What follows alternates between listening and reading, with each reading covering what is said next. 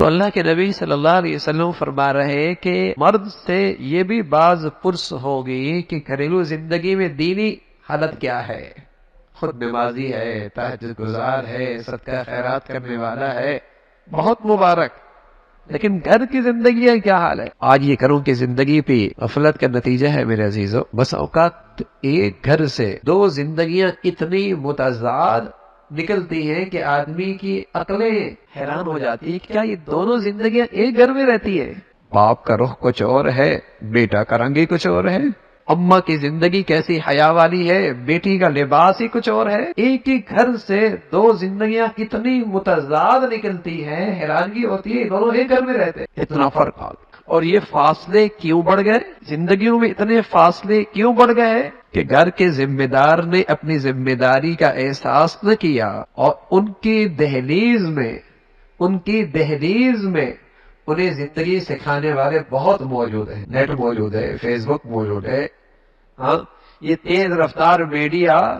یہ ایک زندگی سکھا رہا ہوتا ہے۔ اگر گھر کے ذمہ دار نے اپنی ذمہ داری کا احساس نہ کیا تو انہیں زندگی سکھانے کے لیے تو دہلیز پہ بہت سارے لوگ موجود ہیں، وہ انہیں ایک زندگی سکھا رہے ہیں، بلکہ ان کی دانشگاہوں کے اندر بھی ایک خاص زندگی سکھائی جا رہی ہے۔ اب اماں کی زندگی کچھ اور ہے، اولاد کی زندگی کچھ اور ہے، ابا کی زندگی کچھ اور ہے، بیٹی کی زندگی کچھ اور ہے، اتنا تضاد ہے لگتا ہی نہیں ہے یہ دونوں ایک گھر کے افراد ہیں، اتنا تضاد ہے، فاصلے بڑھ گئے۔ پہلے تبدیلیاں آتی تھی لیکن وہ 40 سال میں 50 سال میں آیا کرتی تھی، اس لیے کہ وہ دور تھا بیل گاڑیوں کا، اونٹ گاڑیوں کا، تو تبدیلیاں بھی بہت دیر سے آیا کرتی تھی۔ اب رفتار سواری کی راکٹ ہے، جہاز ہے، ہوا کے دوش پہ سفر ہوتے ہیں، تو آنے والے فتنے، آنے والی تبدیلیاں وہ مہینوں میں نہیں دنوں میں آتی، دنوں میں تبدیلی آتی۔ لباس بدل گیا، بولنے کا انداز بدل گیا، مشرقی قدریں ختم ہو گئی،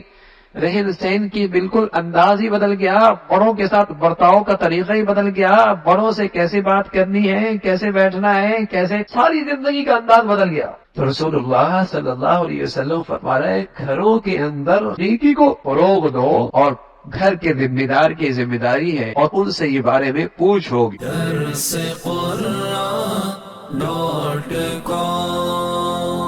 www.darsequran.com